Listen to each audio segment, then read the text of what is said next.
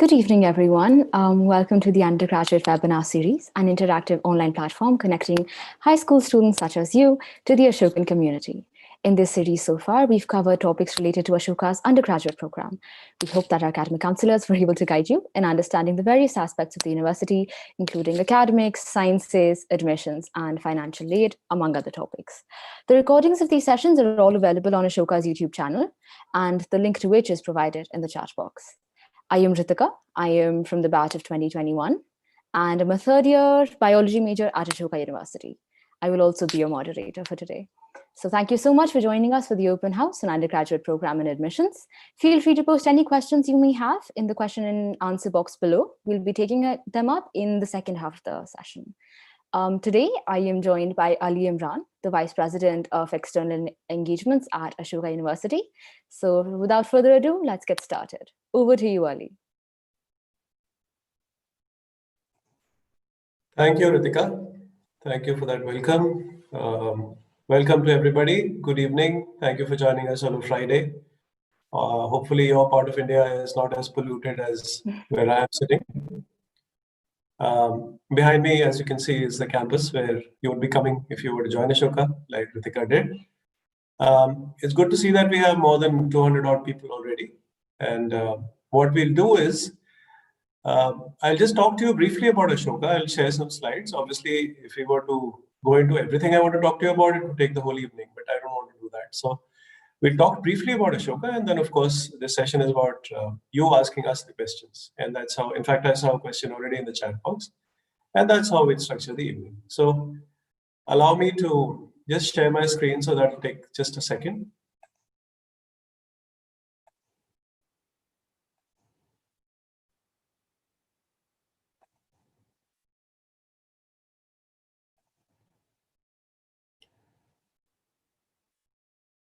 So let's talk about Ashoka University.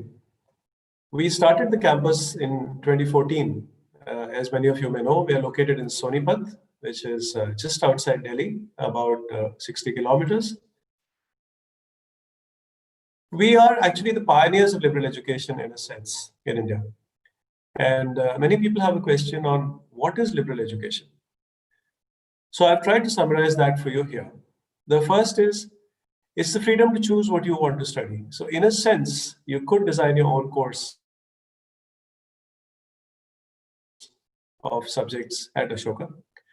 It is a combined study of the natural sciences, the social sciences, and the humanities. So it is not what is called just the arts. It is actually also including the sciences and the social sciences. It's a holistic understanding of the world. And you'll hear a lot of that word holistic when you deal with us at Ashoka. We have an interdisciplinary approach, how the disciplines intersect with each other. So how does economics get influenced by history? How does politics affect economics? How do the sciences interact with the environment? How does literature influence all of these, and so on? We allow for breadth and depth. So when you come to Ashoka, you will not just do a major in a subject, you will first acquire breadth. And I'm going to talk about that in the PPT. And then you will get into the depth of your major. And lastly, we have a focus on what we think really matters in the 21st century, which has very complex problems. So the skills that we believe are important and will continue to be important irrespective of what career you pursue are critical thinking, problem solving, communication, and social awareness. What makes Ashoka unique, and we say this with complete confidence, firstly, you can get to explore before you choose. We know that in our educational system, of which I'm also a product, you have to choose the stream you're going to go into very early in life as a 16-year-old. And by the time you come to the age of 18, you're no more the wiser, and you still don't know what you want to do. So in our first year, we allow you to explore what you want to do before you make a final decision. You will learn from the best faculty in this country, and certainly in many subjects, the best faculty in the world. And that's something that we at Ashoka are very proud of. We go beyond rote learning. The Indian education system, as you know, is all of you are experiencing it right now. I have a 17-year-old myself who's in class 12. It's all about rote learning. We go far beyond that. We don't expect you to just memorize something and write it on paper. We expect you to understand it. It is world-class education in India, but it is also affordable to all. No student who's deserving and makes it past our bar has ever been rejected because of financial constraints. We look at more than just your grades. Ashoka is not just about how much you scored in your boards. We understand that that's only one part of your personality. So we look at the whole person, and that's something that we do in depth. It's a very intense process even for us. But we want to be sure that we're selecting the person based on the entire personality that she or he has, rather than just the board marks. You will meet a very diverse and vibrant student body. Ashoka prides itself on that. There will be people from regions that you've never even heard of. There will be people from schools that you've never thought about. You will get to learn as much outside the classroom as you will in the classroom. So that's a promise that Ashoka makes to you. India's best have contributed to Ashoka. The founders are some of the best known people in India in terms of their philanthropy, in terms of being well-known industrialists and entrepreneurs. And lastly, it is your launchpad to become a leader in life. A leader does not only mean a corporate leader. You will be a leader in whichever field of work or other pursuits you wish to go after. Let's talk about the undergraduate program and how it's structured. The undergraduate program starts with foundation courses, which will give you the breadth that I was talking about earlier. And then you will have the major and minor courses and co-curricular courses that will form the meat of your study at Ashoka. These are 6 semesters spanning 3 years, after which you will get a BSc or a BA honors degree, which are UGC recognized.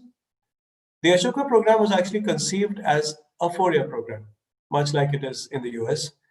However, the UGC does not allow non-tech, so far does not allow non-tech universities to offer a 4-year program. So you will get a degree after 3 years, but we recommend that you come back for the 4th year, which is called the Postgraduate Diploma in Advanced Studies and Research. And that 4th year, in a sense, completes your entire journey from the day you join Ashoka to passing out as a full-fledged graduate. The foundation courses, there are 9 and they're all mandatory, and all students, no matter which major they want to pursue, will do these courses. And these courses will give you a grounding in a liberal education.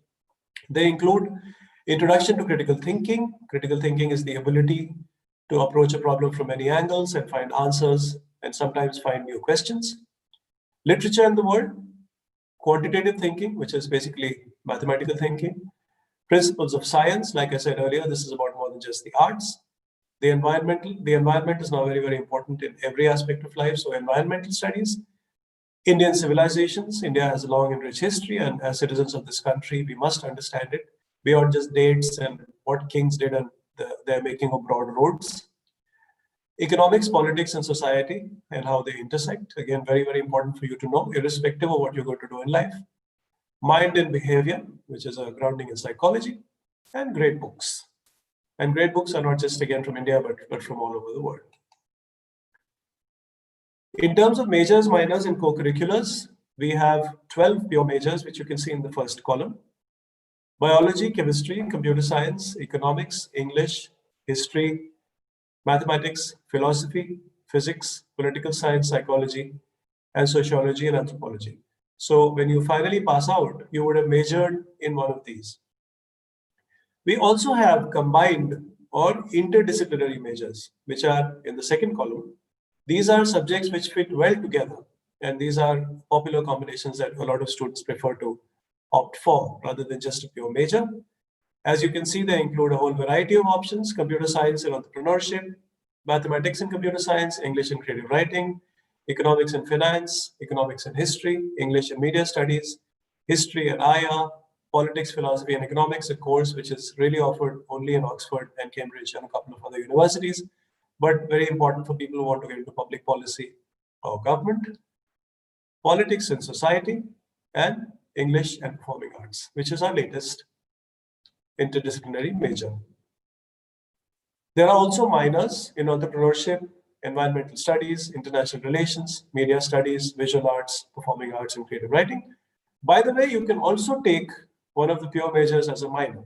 So you could, for example, do a pure major in economics and do, let's say, psychology as a minor. You could take a pure major in English and do computer science as a minor. So as I was saying earlier, you can actually formulate the course that you want to pursue. You can design your own curriculum. Importantly, at Ashoka, you have to do 2 co-curricular courses. And these are the things that students do not get to pursue in the school system. Typically, art, film, performing arts, languages, photography, and theater. And these produce actually some of the best creative output that we've seen at Ashoka. And you will be amazed to see the way students pursue these courses. In terms of faculty, I mentioned earlier, you will be taught by the best, and there's no doubt about that. Currently, we have 135 full-time and 46 visiting faculty members. This is just a sample of the eminent faculty which teach at Ashoka. They are all PhDs. You cannot be a teacher at Ashoka unless you've done a PhD. And not only are they PhDs from some of the world's and India's best universities, they have also taught there. They've studied there and they've taught there. So they bring all that rich experience to the classroom. Ashoka does not believe in a model where the professor stands on a stage and talks down to you. So this is about a model based on discussion, debate, your opinion, the professor's opinion, and sometimes not actually finding the answer. Sometimes just discovering what is actually inside a topic, not just if the answer is 2 + 2 = 4. The fourth year, which I talked about earlier, is an additional 1-year program. What you can do in this 1 year is you will apply a lot of what you learned in the first 3 years, and specifically in the 2 years following the foundation course here. You can do an advanced major. You can convert a minor into an equivalent major. You can do research and thesis, which is almost a PhD level activity in your 4th year of undergrad, which is unusual and produces some very, very rich scholarship. You can be a teaching assistant to a professor and thereby actually add a teaching element to your learning, or you could pursue a new minor. But essentially, when you emerge at the end of the 4th year, you would be a more well-rounded person than someone who's just done a pure major from a university other than Ashoka. We have extensive relationships with universities abroad. You can see a sample here where you can go and do either a summer abroad or a semester abroad. So you can see some of our students who've gone to Yale, to King's College London, to Columbia, to UPenn, to HEC Paris, to LSE, and to Wellesley. Of course, there are many more. I mean, this is just a smattering of them. These are life-changing experiences very often, because the quality of experience that you get there while being a student in an Indian university is unusual. As I mentioned, we have extensive relationships with international universities. You can see some of the names here: UPenn, Yale University, Berkeley, Wellesley, HEC Paris, which is actually an MBA school, but it has a relationship with a liberal education university in India, again, an unusual tie-up. Duke, King's College London, Trinity Dublin, the University of Sheffield, Tel Aviv in Israel, the Stanford Center for South Asia, the University of Izu, Victoria University Wellington, Carleton College, University of Michigan, and Lehigh. So between these, there are extensive opportunities for students to interact and to actually visit and attend semester or summer abroad, apart from faculty exchange and other benefits that such partnerships bring. As I mentioned earlier, the word holistic will occur repeatedly in our conversations with you. It is way beyond cutoffs. We do not look only at your marks. It doesn't mean that if you have 99%, you are automatically in, nor does it mean that if you have 80%, there is no chance of you getting in. It is only one input. Your board exams are one input into our process. So it's a 4-stage process, and I think all of you would be keen to know what it is. In the first stage, which is the stage we're in right now, round 1 is on. It started on the 14th of October. You have the application itself, in which you have to enter your academic scores, your SAT or ACT scores, in case you've taken those, your personal essays. There are 3 questions that you have to answer, the letter of recommendation, and details of other things that you've done outside your academics. There are also 2 mandatory assessments that we will put you through. One is called the Ashoka Aptitude Assessment, and this is mandatory. And so is an on-the-spot essay, which is mandatory. The on-the-spot essay is basically a prompt which is given to you while you're online, and you have half an hour to respond. And this is actually meant to test the person's ability to think on the spot. So it doesn't have to be a very long essay. It just shows us how you think when a prompt is put to you with only half an hour to go, rather than many weeks, which is what the online essay gives you. After this stage, there will be a shortlist for an interview, and there will be an interview with our interview panels, which is mandatory. I should point out that if you've taken the SAT or the ACT, then between that and the Ashoka Aptitude Assessment, we will take the best of the two. And this actually gives you one more option, therefore, to score well in the process if you take the Ashoka Aptitude Assessment, which is why we made it mandatory. Stage 3, which is after the interview, we will have the decision. There are various kinds of decisions. There is a confirmed offer. So if you're applying in this round and you've taken the SAT or the ACT and you're going to take the Ashoka Aptitude Assessment, you could actually get a firm offer of admission. And in January itself, you would know that you've got into Ashoka. The second is a conditional offer, which means based on your predicted board marks. If you meet your predicted board marks, you will get admission when those marks come, obviously, after the board results come out. There is a wait list, which will depend on the availability of seats in the end. There is a deferral of the decision, where we will have to wait for some more time before we decide on your candidature. And lastly, unfortunately, there is also denial of admission. Only after this process is over do we get into financial aid. So the ability to pay actually has nothing to do with the merit of the student. We will make you an offer based on merit. We will make you an offer based on whether you meet our admissions bar or not. And only then will we start looking at the ability to pay. Like I said earlier, no student has been denied admission to Ashoka based on financial constraints. Once we take you, we will make sure that we ease the path for you to actually come into Ashoka. The admissions timeline, we are right now in the first round. The admission deadline, the application deadline is 18th of November. The application submission deadline for the second round will be 11th of January. The next will be 7th of April, and the next will be 23rd of May. And you can also see the corresponding application deadlines. Obviously, we will have to keep in mind that the board exams may be shifted, the dates may move here and there, in which case, obviously, we will announce new dates. But as of now, this is it, and we are well underway on the first round. We've already received a very large number of applications. The session commencement date for next year is 23rd August 2021.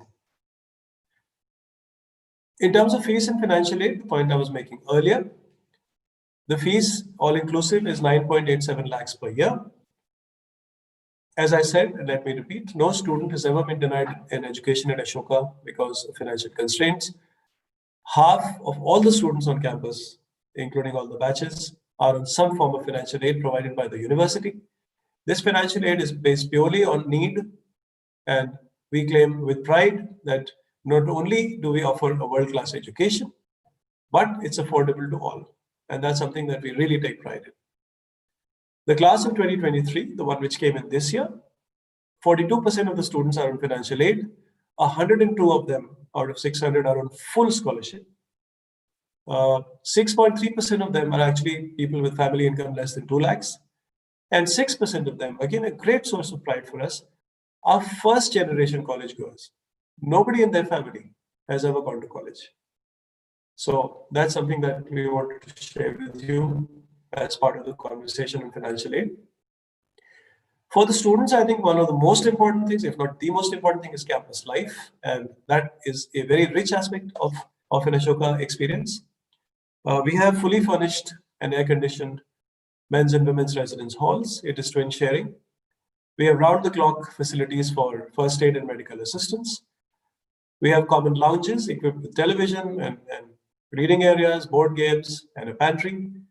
And all the other services that you would need for your comfort, which includes laundry, documentation center, tuck shop, book cum stationery store, a unisex salon, and a gymnasium. So in terms of facilities, we are proud to say that we are state of the art. Important aspect for all of you, there are more than 50 clubs and societies on campus. Every aspect of human interest is represented here. There is Kirdar, which is the theatre society. There is a history and heritage society. There is a dance club, storytelling society. There is a Broadway club. There is a baking club. You can also start your own club. These are all student-driven activities. And many of them actually participate in external competitions and do very well. And again, that's something that is an achievement for the students and what they bring, the energy that they bring to campus. In terms of sports and fitness, we've had some award-winning sports people on campus with us as students at Ashoka. There is a swimming pool. There are multi-purpose courts for basketball and badminton. There are squash courts. There is a comprehensive gym. We actually have a shooting range because we've had an international level shooter, more than one actually on campus as a student. We have football, we have cricket, we have basketball, and essentially every sport that you could really want. In terms of diversity, the point I made earlier, a very important part of life at Ashoka, there is socioeconomic diversity, people from every background that you can think of. 50% of the people on campus are on financial aid, 102 students on full scholarships. We talked about this. In terms of geographic and cultural diversity, 600 was the class size this year, people from 18 countries, 105 cities, and 342 schools. And this is the final composition of the class. We actually got applications from close to 2,000 schools in more than 200 cities. In terms of gender diversity, 56% are women, 43% are men, and 1% is neutral. This is all data from the class of 2023, which is the class which entered in August 2020. In terms of what happens after Ashoka, the last 2 years placement, we've placed 560 students, more than 250 companies came to recruit at Ashoka. The median salary was 10.5 lakhs, and the highest salary offered was 25 lakhs. In terms of the organizations that hire from Ashoka, this is a list by sector. You can see that for each of the verticals, some of the best organizations in that vertical come to Ashoka to recruit for every kind of role that there is. And because the students have the ability to think critically, to communicate, to work in teams, to collaborate, to solve problems, they can actually work across any sector and across any role. And that's a great skill to have, because what we're teaching is the ability to think, not just textbook answers. In terms of higher studies, people have gone on to many institutions. This is just a small list. Oxford, Cambridge, Brown, Cornell, Emory, ISB, Columbia, LSE, NUS, Chicago, Sciences Po Paris, NYU, the Graduate Institute Geneva, and many other institutions. Ashoka adds value to the student's portfolio, and it really helps to have had this education before you go on for higher studies, whether it's a master's or even higher than that. As I said earlier, round one applications are now open. The first round is 14th October to 18th November. You already know our website, ashoka.edu.in. There is a phone number there on which you can call us, or you can also write to us on the email ID mentioned there, apply@ashoka.edu.in. That brings me to the end of my presentation, and I think we can now go to the questions that you may have.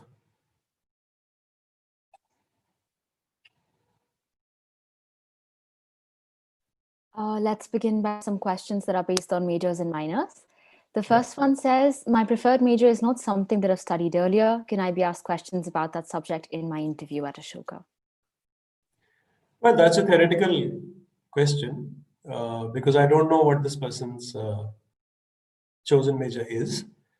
But the interview is actually an interaction, first of all. It's not, we don't grill you this is not a technical interview. The interview will be based on your application. It's what you write in it. It's what you talk about in it. If you specifically mentioned something that you're deeply interested in, then obviously we will have a conversation with you. But otherwise, there's no hard and fast rule about it being a technical interview or whether difficult questions are going to be asked. It's really you and what you have represented in your application, which is the story that you've told. Right. The second one is about FCs. It says, is maths compulsory in the first year? Can we perhaps choose a different FC? I think you should answer that, Ritika. You can choose a different FC, but just for the record, the maths FC that we do have is just 8th to 10th grade maths, and it's really basic, and it's more about how you think than how maths goes. It's That's very right. different perspective on maths, and it's actually really fun. Yeah. Moving on, somebody says, will 1.5 years be sufficient for degrees like computer science, etc., considering that the first 1.5 years are for foundation courses? So, well, I think firstly it's a year, not 1.5 years, but actually our computer science department and our computer science students have always done well, and there's never been an issue of, is it going to be insufficient? I have to say though, that we recommend in general that students come back for the 4th year, irrespective of whether they're doing computer science or any other major. And talking about 4th year, somebody says, I was curious to know what advantage I would get by taking the 4th year. Is it taken by a majority of the students? So, as I said earlier, the 4th year is meant to complete your experience of exactly like it would in the West. If you were to go to the US, they're all 4-year degrees. Because you can actually apply what you learned in your first 3 years, and therefore you have a complete education. So that's the first advantage. The second is that if you're going to apply abroad to study, then 12 plus 4 is what they mostly require, and that's one more advantage that you will have. So you would have already done a 4-year degree after your class 12 exams. So that's one more thing. And I think there was one more part to the question. Is it taken by majority of students? Yeah, so every year we've seen that 60 to 70% students are coming back for the 4th year. Another computer science question. Somebody says, I have a keen interest in computer science. However, I would like to take the econ and fin major with entrepreneurship as my minor. Therefore, will I be allowed to take a computer science course? Well, I mean, if you're going to choose a major and a minor, which are pretty specific, I'm not really sure how you do computer science. You could maybe try and audit a few classes, but I'm not sure that you can. Having taken a major and a minor, there's going to be a big workload. So, I mean, Ritika can tell you that I think there's no shortage of hard work to be done at Ashoka. So, while I can tell you that please go ahead and try and do computers as well, I'm not very sure. Right, you can take a few courses here and there according to your liking, but That's it'll be very hard to do very many computer to science. do a full-fledged, yeah, that's right. Right. The next question is, how are interdisciplinary majors different from the combination of a pure major and a minor? So there are majors which the interdisciplinary majors are basically made up of subjects which sort of belong together, and they are a melding of the two. So computer science, because so many entrepreneurs actually start tech-based organizations, computer science and entrepreneurship is a natural fit. Similarly, eco and finance is a natural fit, right? So when you're pursuing a combined or interdisciplinary major, you're pursuing the two almost parallel or in a combined way. Whereas with a minor, Ritika, I don't know what your minor is. It is something that you're interested in, but it's not what you're going to be finally pursuing, or it's not your graduate choice, right? So so that's really the difference between the two. So the weightage of a major in a major minor combination would be more. Whereas in a combined major, both you could argue are going in tandem. Right. Moving on to some questions about grades, SATs, and the Ashoka aptitude test. Yeah. Are SATs mandatory? Is there a cutoff of sorts? No, they're not mandatory.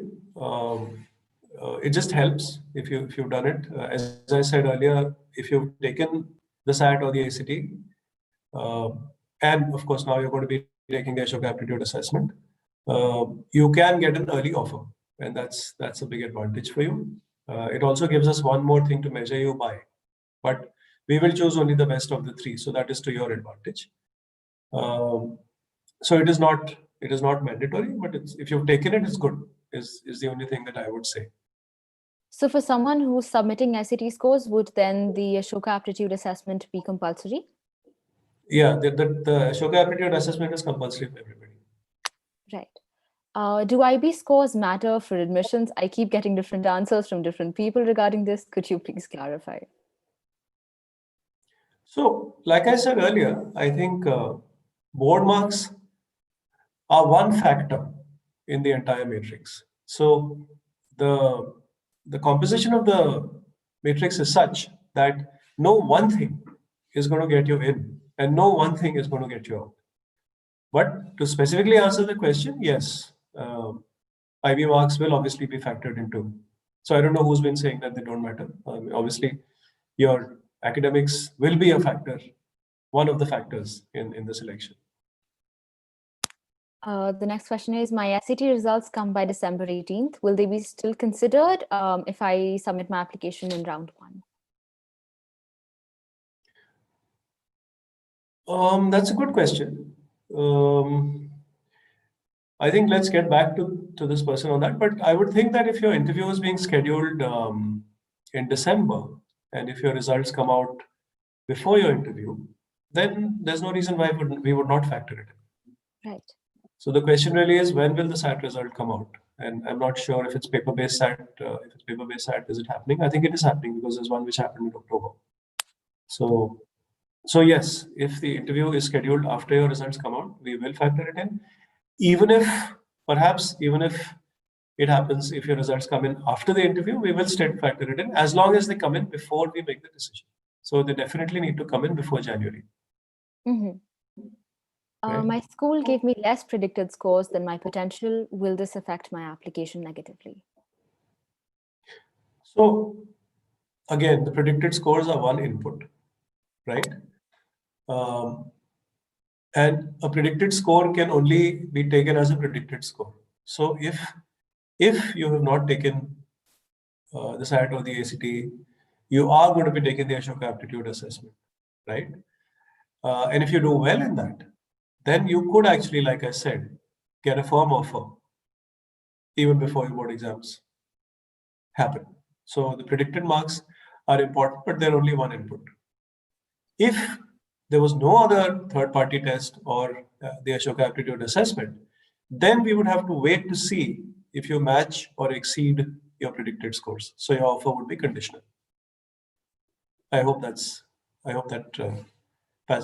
helps to settle the nerves a little bit for the student who's asking this question. On what basis do we predict our 12th board results, considering that we have not yet appeared in any physical exam? Yeah, I mean, this is an unfortunate situation right now. I can tell you, I have personal experience because my son is also going through the same thing. But depending on the board, I think the schools are giving predicted marks. And there has been at least one term exam online for many of the schools. I'm not sure where the person is from, the one who's asked the question. But schools are giving us predicted marks. You could, of course, self-predict, but it's better if the school does it. Mm-hmm. Because if you self-predict, you're likely to predict 100. So then, when is the AAA and the on-the-spot essay typically conducted? So typically, for the first round, it should happen within about 10 days of the deadline ending. So before the end of November. Moving on to some admissions questions. Yeah. Could you please explain what the various admission decisions actually imply? So the various admissions decisions, like I said, you could get a confirmed offer straight away. You could also get a conditional, where we still don't have enough information. Even if you've taken the Ashoka Aptitude Assessment, we still don't have enough information to make you a confirmed offer, and therefore we make it conditional to you matching your predicted scores. You could, of course, unfortunately, like I said, be rejected straight away. You could also get a deferred admission because we are not able to make up our mind at this point on your application. And you could be on a wait list. The wait list typically will come into play only if seats are available at the end of a process. So those really are the 5 categories of decisions. Somebody asks, is there any difference or an advantage between applying for round 1 versus round 2? So for us, all the rounds are equal because we understand that people apply at different points in time based on their how they're placed at that time. The only advantage of applying early, like say in round 1, is that by January you will know if you've gotten or not, and that then gives a lot of psychological comfort. God knows, in a time of COVID, all of us need the psychological comfort. So I think it just gives you one more option because you're sure now of having got an offer, and you can then decide what to do with whatever other options you're looking at. Of course, hopefully, having got the Ashoka offer, you don't want to look at any other options, but that's your own critical thinking. And about round, somebody else asks, is there a specific number of seats that's allocated for every round? So would it then be a situation that they'd apply in round 4 and no seats there? There's no number of seats allocated for each round. Because honestly, it's not like you can predict how many applications are going to come in. And every year the numbers are only going up. So it's not like we say that if X applications come, we are going to select Y people. It's really not like that. Question about the YSP. Is there any benefit to students who did the YSP, and do most of the students who attend YSP get admission in Ashoka for their UG program? So I think the advantage of the YSP obviously is that you already have exposure to the methodology of Ashoka. And I know it happened online this year, but we had very good feedback, even though people didn't come to campus and experience the whole thing. So you have that advantage. We have noticed that actually 90% plus of people who do the YSP apply to Ashoka. I can't give you numbers on how many of them get in, but it does play a role. I mean, in the sense that the person is then able to talk about Ashoka and why they want to come to the university with actual experience of having seen how it works. But again, there's no formula there. There's no guarantee of getting in. How difficult is it to get into Ashoka? Do you expect a surge of applicants for this coming year? And is it then advantageous to apply in the first round itself? Well, I think we had a surge of applications last year itself.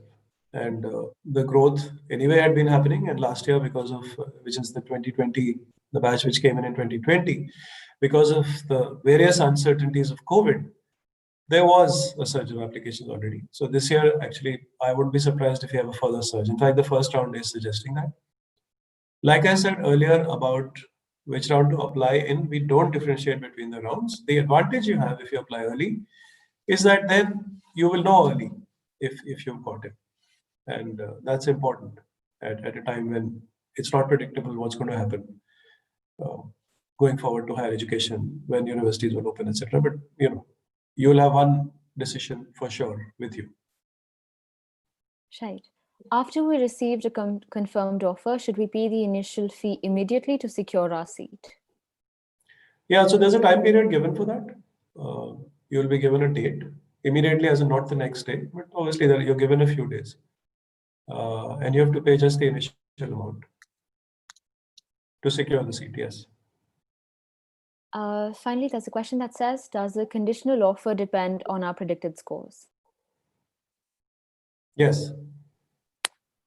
So you would have to match it or cross it. Again, in the spirit of a holistic admission, if you predicted, let's say, 95%, and you finally end up scoring 94.75, then it's not like anyone's going to quibble and say, oh, the 0.25 got in the way. So it would really depend on the whole application. But yes, conditional by definition means it is conditional on you meeting the score that you predicted or your school predicted. We have a couple of questions on LORs. Is the letter of recommendation mandatory? Will not submission affect my chances of clearing the round 1? It is mandatory, so I'm not sure if there's an issue there. but I think it's fairly standard practice for a university to ask for a letter of recommendation, and most schools have pretty uh, defined processes for giving it. So yes, it is mandatory. I want to get my LOR written from a teacher who no longer works in the school I had studied in. Would an LOR from them be valid? Absolutely. I think the LOR has to be from someone who knows you and who is in a position to comment on the things that you're saying that you did. So you can choose the person that you want to get it from. There's no problem. We have some questions on co-curriculars. In the last section of the form, there's a space that allows us to talk about something that we haven't already in the form.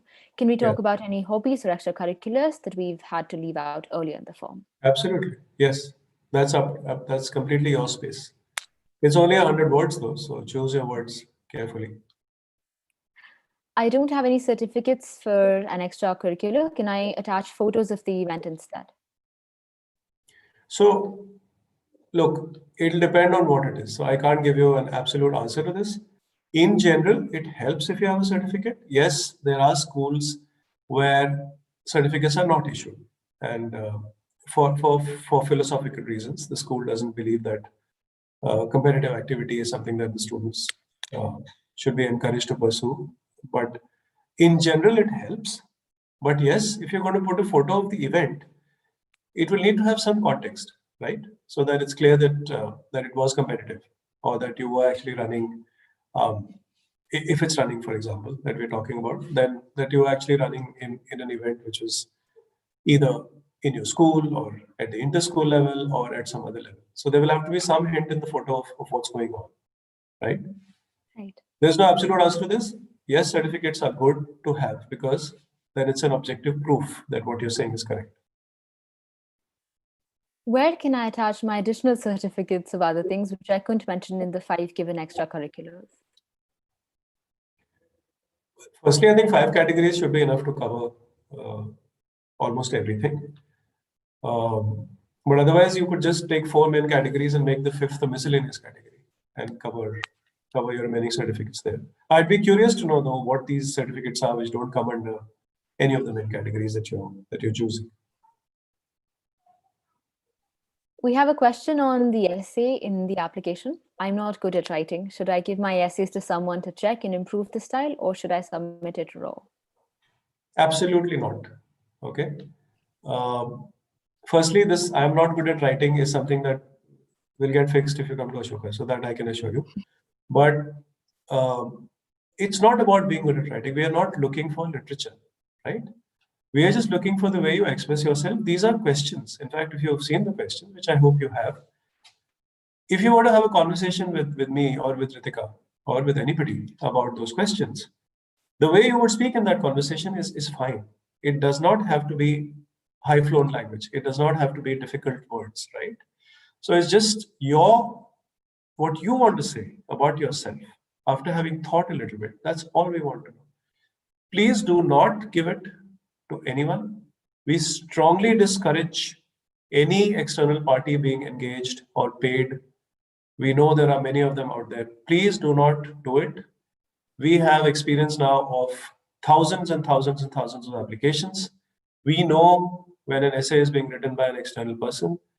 And please remember, you also have to write an on the spot essay, where in any case, you're going to use your own language. So why would you want a mismatch between what was submitted online and how you actually express yourself, right? So just feel my advice to everyone again and again, and I've now been doing this a long time. Please be yourself. That's good enough. Please do not think that there is a particular way that something has to be done to get into a show. If you're yourself, if you're uh, genuine, that's good enough, right? Absolutely. I don't know what you think, Ritika, if that's true or not. No, that's absolutely true. In fact, it's true for any papers that they will be submitting when they get into Ashoka. Exactly. It's not about how you're writing and what kind of words you're using, as long as it's simple and understandable and succinct, and you know what point you're trying to present. I think you've done your job. That's right. And the rest of it, anyway, you learn how to write. That's okay. Absolutely. How do we go about writing the first essay? What kind of belief do we question? So, this question has come up before, and many people think that it has to be an earth-shattering belief, or it has to be something which is, a deep issue, which is troubling the world right now. It is not, right? The first essay, and in fact the second one as well, are meant for you to explore yourself a little bit, think about a time when it happened. It can be something very small, by the way.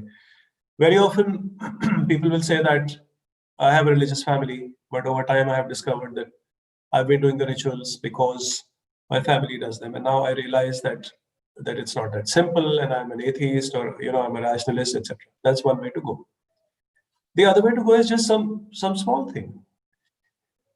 What we're trying to test here, and please remember this, in a liberal education environment, the ability to question your own beliefs apart from other people's beliefs is very important. There will be a time in your life, you're now 17 or 18, there will be a time in your life when you've changed some belief or the other.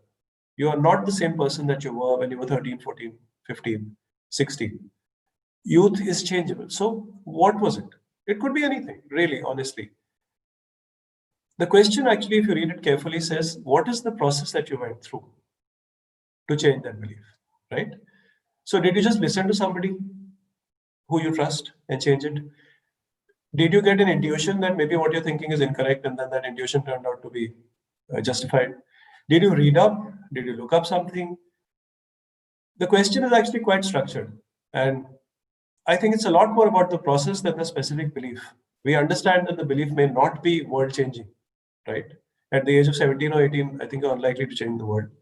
Even Greta Thunberg hasn't managed it till now. So that's about it. It's a question which forces you to introspect and think about a time when you actually changed a belief, which also suggests a flexibility in terms of thinking, not rigidity, but flexibility. So that's all it's meant to test. Do not worry about what kind of belief. Any belief is fine. A question on the on-the-spot essays. They're asking what will they be based on and what could be the topics? Well, I'm not going to give you the topics, but I can tell you that typically it would be a prompt based on something which is going on right now, or based on something which most of the time you may not think about. So it could be something very trivial. It could be a line taken from an author's, something an author said. It could be a line said by Donald Trump, for example, yesterday. It could be anything. It's just, again, meant to test how you think. There is no right or wrong answer to the online essay. Let me just make this clear. It's just about how you process the prompt that you got, whether you agree with it, don't agree with it, what is your take on it, and that's about it. So the prompts are not, do not worry about, oh, is it going to be very serious? Is it going to be philosophical? No. It's just a line or two lines which will test your ability to react and your ability to think on the spot. It can be just a one paragraph essay as well. It doesn't have to be 500 words. It's just how you processed it and what you said. No right or wrong answers. Mm-hmm. A question on the interview. How many people are going to be in the panel for the interview and what can I expect? So there are two people in the panel. As to what you can expect, like I said, the interview is going to be about what you wrote in the application. While it is called an interview, it is actually an interaction. Ritika, I don't know if that's the experience that you had. No, But at absolutely. least all the interviews I have ever taken, it is a conversation. We just want to know you better. We also wanted to give you a chance to say stuff which may not be in your application. If you want to specifically talk about a subject that you're very keen on, then obviously you should expect questions on that. So, but my advice to you, please do not put it there unless you're very sure. So, because sometimes people put that, I really love economics. And then the moment you start talking, you realize that actually there's no love there. So, so the interview is just a way for us to know you better, and that's it. It is not meant to be another exam that you have to pass through, a hope that you have to jump through.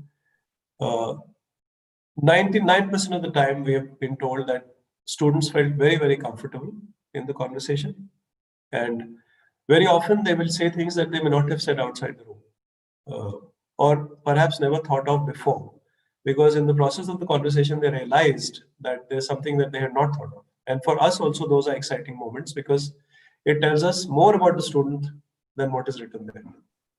So our friend who just said that they don't write very well, we may find that in the interview, what comes out is actually much more important than what they didn't write very well. So we just want to know you better. The interview is not a source of terror. Please relax. In fact, I always say, because students will come into the room, applicants will come into the room and say, I'm nervous, which they are visibly. And then we ask them, why are you nervous? And they'll say, I've never appeared in an interview before. And then we say, but you've spoken to people before, right?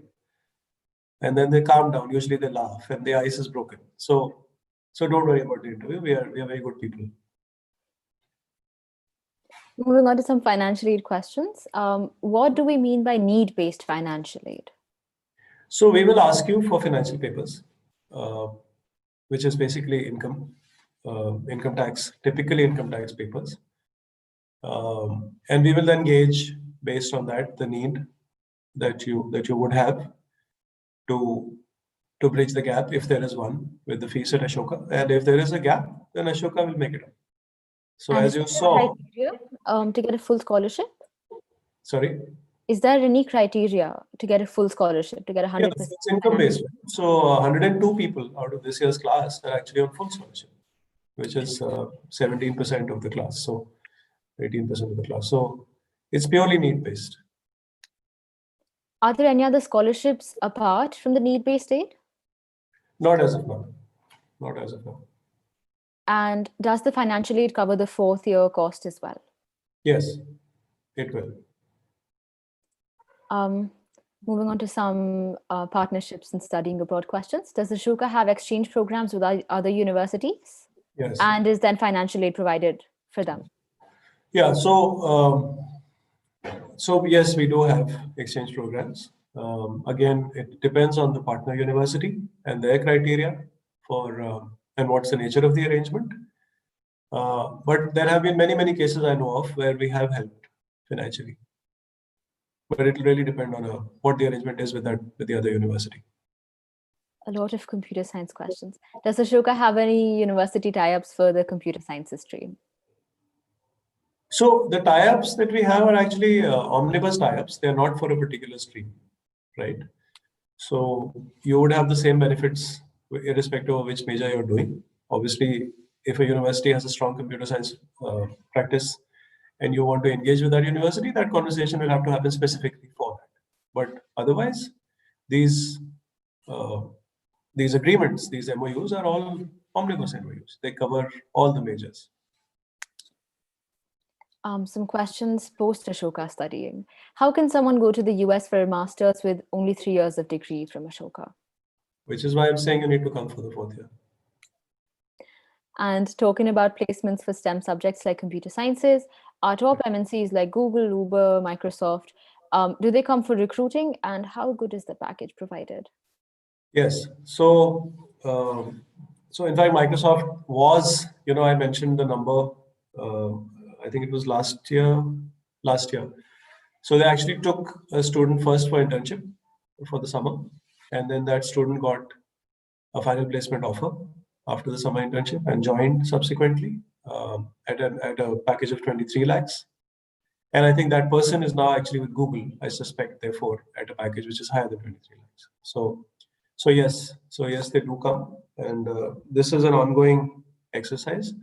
By the way, there's also a plan to set up a lab on campus in partnership with one of the IT majors, which will add to the ability of the computer science students to get into these organizations.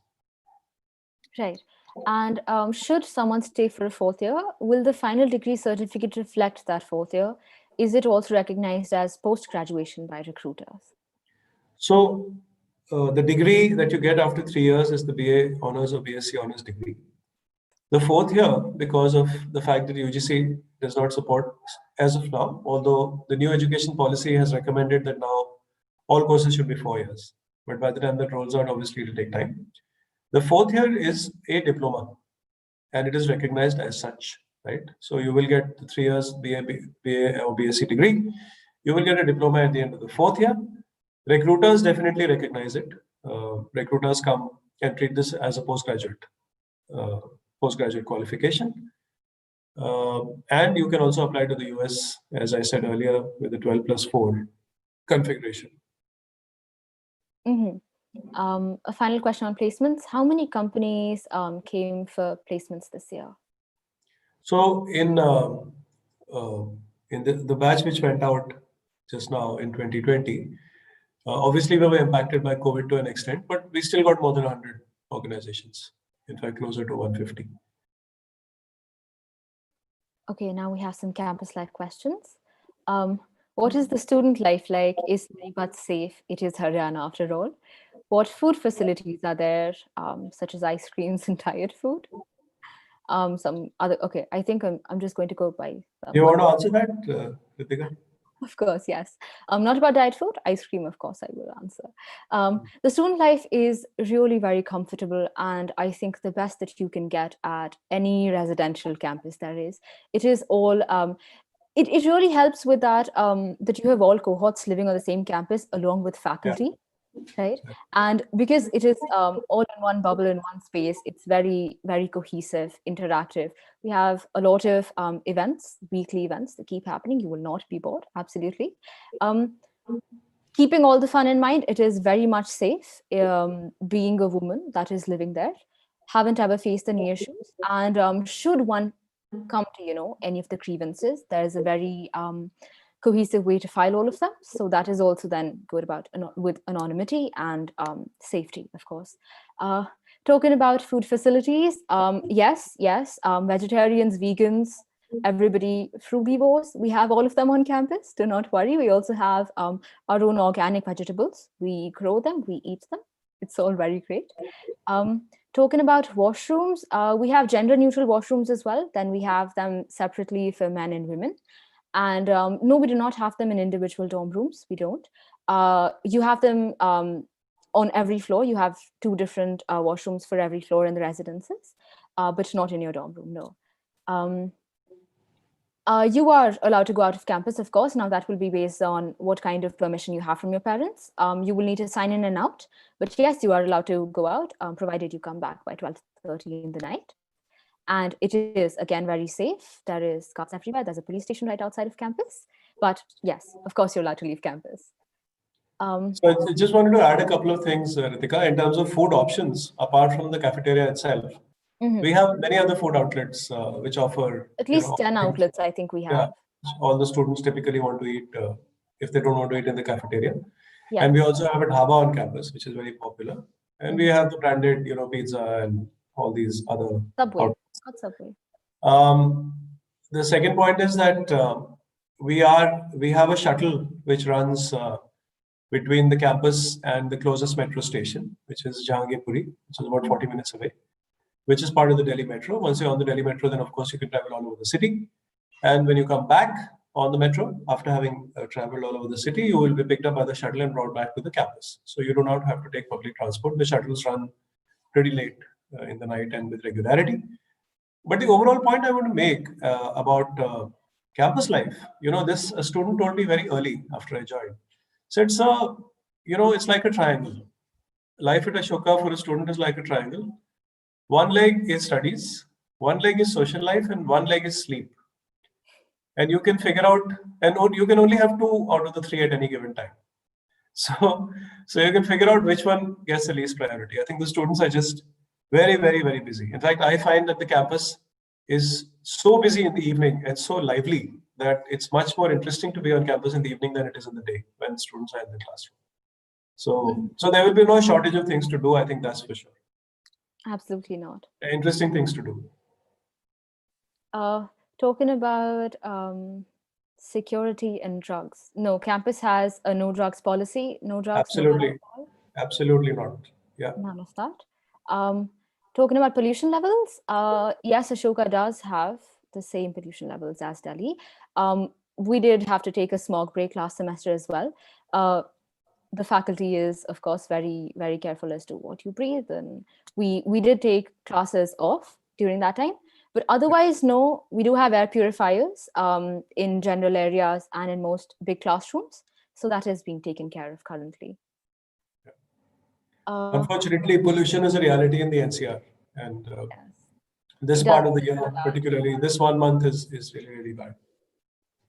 Yes. I'm a national level squash player and have seen the squash courts at Ashoka. Do you have a team that I could be a part of?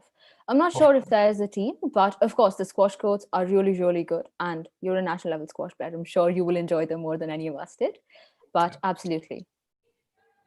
How was my application process and how's my journey been so far? My application process was actually very fun, considering my sister was at Ashoka before me.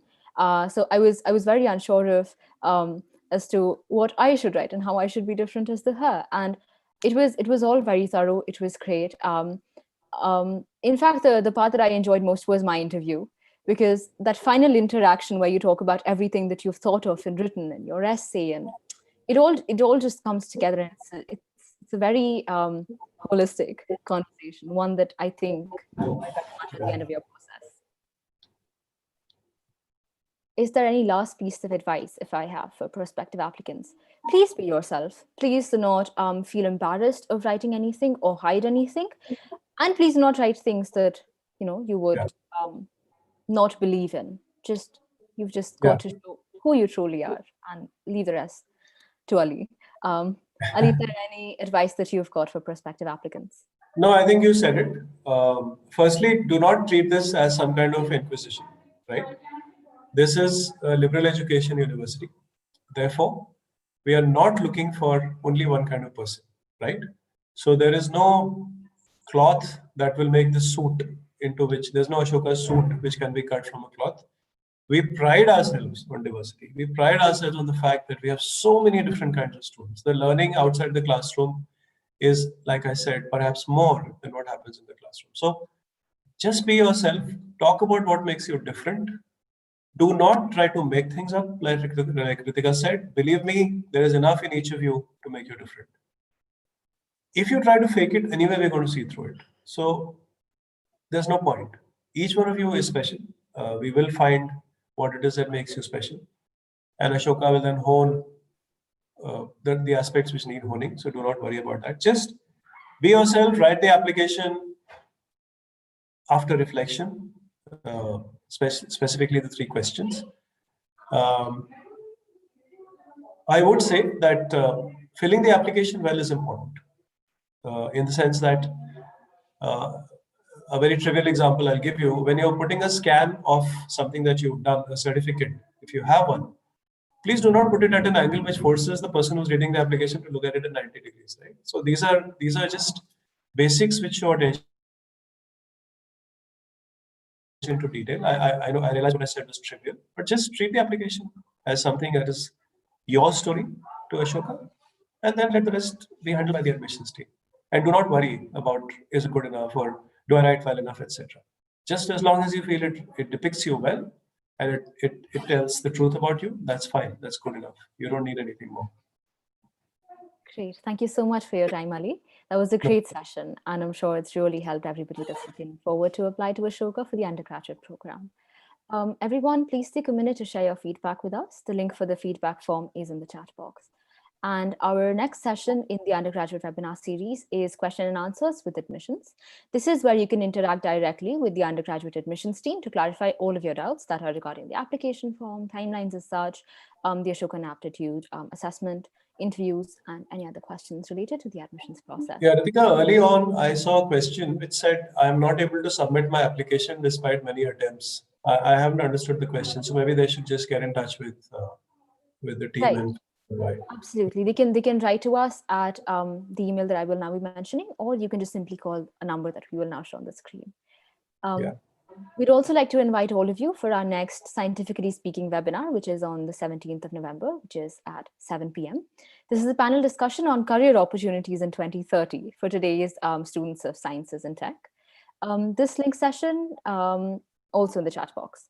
Lastly, I'd like to inform all of you that the round 1 applications for the undergraduate program are open. The last day to submit your application in this round is the 18th of November. You can start your application at apply at ashoka.edu.in. You can visit our website, which is www.ashoka.edu.in, for the complete details of this entire process and timeline. Again, if you have any other questions or if you require assistance, you can know more about our interdisciplinary undergraduate program. All of that, you can call the number on the screen. You can write to us at apply@ashoka.edu.in, or again, visit our website. We will be back with another series of the undergraduate webinars soon. Thank you so much for joining us. Please take care and stay healthy. Good luck, everybody. Thank you.